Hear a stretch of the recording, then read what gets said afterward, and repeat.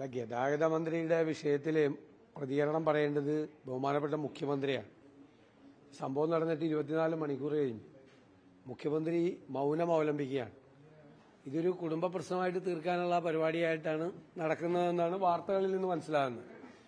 കുടുംബ പ്രശ്നമായിരുന്നെങ്കിൽ എന്തിനാണ് 2013 പിണറായി വിജയൻ അടക്കമുള്ള CPM നേതാക്കൾ ഉമ്മൻചാണ്ടി മന്ത്രിസഭയിൽ നിന്ന് ഗണേഷ് കുമാർ രാജിവെക്കണമെന്ന് ആവശ്യപ്പെട്ടത്?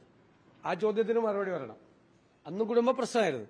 പക്ഷെ കുടുംബ പ്രശ്നത്തിന്റെ പേരിൽ മന്ത്രി ഗണേഷ് കുമാർ ഉമ്മൻചാണ്ടി മന്ത്രിസഭയിൽ നിന്ന് രാജിവെക്കണമെന്ന് ആവശ്യപ്പെട്ട ആളാണെന്ന് പിണറായി വിജയൻ, പാർട്ടി സെക്രട്ടറി. അന്ന് ഉമ്മൻചാണ്ടി അദ്ദേഹത്തോട് രാജിവെക്കാൻ ആവശ്യപ്പെടുകയും അദ്ദേഹം രാജിവെക്കുകയും ചെയ്തു. ഇന്ന് മുഖ്യമന്ത്രി പിണറായി വിജയൻ അത് ആവശ്യപ്പെടുക. ഇതാണ് ഇരട്ടത്താപ്പ് എന്ന് പറയുന്നത്. ഇരട്ടത്താപ്പ് വളരെ വ്യക്തമാണ് കാര്യങ്ങളെല്ലാം. എല്ലാവരുടെ മുമ്പിൽ അദ്ദേഹത്തിന്റെ പ്രസ്താവന കിടക്കുന്നുണ്ട്, ഗണേഷ് കുമാർ രാജിവെക്കണം എന്ന് പറഞ്ഞു. ഇന്ന് അതിനേക്കാൾ ഗൗരവമുള്ള പ്രശ്നമാണ്. അതിനേക്കാൾ ഗൗരവമുള്ള പ്രശ്നമാണ് പോലീസ് ഇനാക്ഷനും കൂടിയുണ്ട് ഇവിടെ. അവരുടെ പരാതി റിട്ടനായിട്ട് അവർ പരാതി കൊടുക്കില്ല. അവരെല്ലാ മാധ്യമങ്ങളോടും അവരുടെ പരാതി പറഞ്ഞു കഴിഞ്ഞു. ആ പരാതി നിൽക്കുകയാണ്. ആ പരാതി നിൽക്കുമ്പോൾ ഒരു ഒഫൻസ് കമ്മിറ്റ് ചെയ്തിട്ടുണ്ട് ഉണ്ടല്ലോ, ക്ലിയറാണ്. പറഞ്ഞു കഴിഞ്ഞു ഒരു ഒഫൻസ് കമ്മിറ്റ് ചെയ്തിട്ടുണ്ടെങ്കിൽ വേണമെങ്കിൽ FIR എടുക്കാമല്ലോ. ഒരു ഒഫൻസ് കമ്മിറ്റ് ചെയ്തിട്ടുണ്ടെന്ന് ഭാര്യയുടെ പ്രസ്താവനയിലൂടെ ക്ലിയറാണ്. 2, അത്തരം ഒരാൾ മന്ത്രിസഭയിൽ തുടരുന്നത് ശരിയാണോ എന്നുള്ളത് കുറിച്ചിട്ടാണ് നാട്ടുകാർക്ക് എല്ലാവർക്കും അറിയാം. വളരെ ഗുരുതരമായ അലിഗേഷൻസ് ആണ് പറഞ്ഞിരിക്കുന്നത്. ഞാൻ ആ ആരോപണങ്ങളുടെ വിശദാംശങ്ങളിലേക്ക് പോകുന്നില്ല. കാരണം ആ ആരോപണങ്ങളിലെ ചില വരികൾ വളരെ അപകടകരമായ ഒഫൻസിലേക്കാണ് പോകുന്നത്. ഞാൻ അതിലെ വിശദാംശങ്ങൾ പോകുന്നില്ല. അത് പോലീസ് പരിശോധിക്കേണ്ട കാര്യമാണ്. അവിടെ എന്താ നടന്നതെന്ന് പോലീസ് അന്വേഷണത്തിൽ പരിശോധിക്കേണ്ട കാര്യമാണ്. വളരെ ഗുരുതരമായ ചില പ്രശ്നങ്ങൾ അവിടെ ഉണ്ടായിട്ടുണ്ട്. ഗുരുതരമായ ഒഫൻസ് അവിടെ ഉണ്ടായിട്ടുണ്ട്. അത് പോലീസ് അന്വേഷണത്തിൽ ഉണ്ടാകും.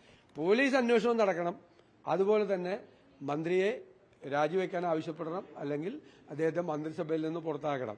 ഇല്ല, അപ്പോൾ ഈ മുഖ്യമന്ത്രി കുടിച്ചുകൊണ്ടിരുന്ന മറ്റേ കപ്പുണ്ടല്ലേ, ആ കപ്പ് വീണ് ഉടഞ്ഞു പോയെന്നാണ് ഞാനിപ്പോൾ കരുതുന്നത്. ഇനി ആ കപ്പുമായിട്ട് വരരുത് കേരളത്തിലെ ജനങ്ങളുടെ മുമ്പിൽ, അല്ലെങ്കിൽ കളിയാക്കരുത്. ഇനി ആ കപ്പ്, ഇതുപോലത്തെ കപ്പുമായിട്ട് മുഖ്യമന്ത്രി വരരുത്. മുഖ്യമന്ത്രി ആ കപ്പുമായിട്ട് പിടിച്ചു നിൽക്കുന്ന പടമായിരിക്കും ഞങ്ങളുടെ പ്രചരണത്തിൽ ഏറ്റവും കൂടുതൽ ഞങ്ങളിനി ഉപയോഗിക്കാൻ വേണം. ആ കപ്പും പിടിച്ചുകൊണ്ട് നിൽക്കുന്ന നിപ്പുണ്ടല്ലോ, ഇതൊക്കെ PR ആണല്ലോ. ഇപ്പം നമുക്ക് ഫ്രീ ആയിട്ടൊരു PR ഒരു മെറ്റീരിയൽ കിട്ടി. അതായത് ആ കപ്പുമായിട്ട് പിടിച്ചുകൊണ്ട് നിൽക്കുന്ന നിപ്പുണ്ടല്ലോ, ഇതൊക്കെ കാര്യത്തോട് അടുക്കുമ്പോൾ ഇവരുടെയൊക്കെ അതായത് ഇപ്പം നിങ്ങൾ ഓർക്കണം, ഞങ്ങളുടെയൊക്കെ നിലപാടെന്താണ്. ഞങ്ങൾ പറയുന്നതും പ്രവർത്തിക്കുന്നതും ഒന്നാണ്. പറയുന്നതും അല്ലല്ല, അത് വരട്ടെ, നിങ്ങൾ ധൃതി വിട്ടല്ലേ. പറയുന്നതും പ്രവർത്തിച്ച ഒന്നാണ് കോൺഗ്രസ്. പറഞ്ഞതും പ്രവർത്തിച്ചതും. ഇവരൊക്കെ വർത്തമാനം മാത്രമേ ഉള്ളൂ. കാര്യത്തോട് അടുത്തപ്പോൾ ഇവരുടെയൊക്കെ നിലപാട് നിങ്ങൾ കണ്ടോ? കേരളത്തിലെ ജനങ്ങൾ ഇതൊക്കെ നോക്കി കാണുന്നുണ്ട്. ഇതാണ് വ്യത്യാസം. ഇതാണ് നിലപാടെന്ന് പറയുന്നത്. അതാണ് ഇത്. എന്താ ഇത്? ആളെ പറ്റിക്കലാണ്, ആളെ കബളിപ്പിക്കലാണ്. മനസ്സിലായി? ഇത് ഇവിടെ ഇതിലൂടെ എക്സ്പോസ്ഡ് ആയത് ഗതാഗത മന്ത്രിയല്ല, കേരളത്തിന്റെ മുഖ്യമന്ത്രിയാണ്. ഗതാഗത മന്ത്രി അറിയാം, അദ്ദേഹമാണ് കേരളത്തിലെ മുഖ്യമന്ത്രിയെ.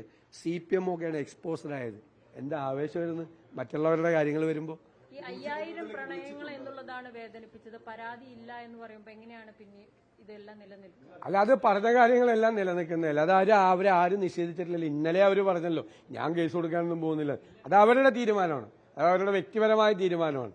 പക്ഷേ ഇങ്ങനെ ഒരു ഒഫൻസ് കമ്മിറ്റ് ചെയ്തു എന്നറിഞ്ഞാൽ പോലീസിനെ വിളിക്കുകയും ചെയ്തിട്ടുണ്ട്.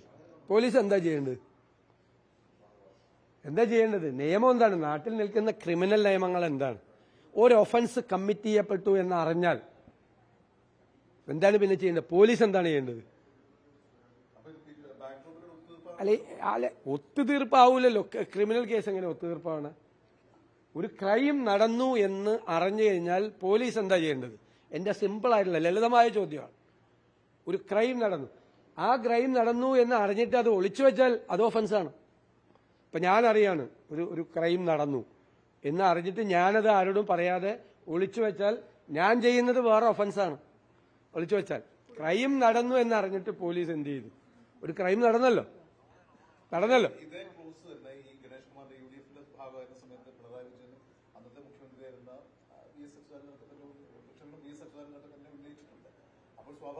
അതാണല്ലോ എന്റെ ചോദ്യം, ആദ്യത്തെ ചോദ്യം. കുടുംബ പ്രശ്നമായിട്ട് ഇത് മാറ്റാൻ പോവുകയാണെങ്കിൽ കുടുംബ പ്രശ്നം മാത്രമായിരുന്നു അന്ന്. ഇത് കുടുംബ പ്രശ്നം മാത്രമല്ല. കുടുംബ പ്രശ്നം മാത്രമായിരുന്ന അന്ന് ഗണേഷ് കുമാർ ഉമ്മൻചാണ്ടി മന്ത്രിസഭയിൽ നിന്ന് രാജിവെക്കണമെന്ന് പറഞ്ഞ ആളാണ് പിണറായി വിജയൻ. അച്യുതാനന്ദൻ ഉൾപ്പെടെ എല്ലാവരും പറഞ്ഞാണ് രാജിവെക്കണമെന്ന്. ഇപ്പം ഇല്ല. ഇപ്പം സ്വന്തം മന്ത്രിസഭയിൽ നിന്നില്ല. ഉമ്മൻചാണ്ടി രാജിവെക്കാൻ ആവശ്യപ്പെടുകയും അദ്ദേഹം രാജിവെക്കുകയും ചെയ്തു.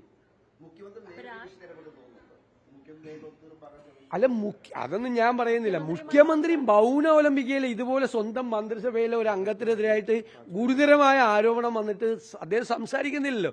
ഒരു പത്രക്കുറിപ്പ് പോലും ഇറക്കുന്നില്ലല്ലോ. ഒരു FB പേജിൽ പോലും ഒരു കമന്റ് പറയുന്നില്ലല്ലോ. ഒരു തീരുമാനം പറയണ്ടേ മുഖ്യമന്ത്രിയുടെ? അല്ല, അത് അവരറിയിച്ച് അവരെന്താ ചെയ്തതെന്ന് എനിക്കറിയില്ല.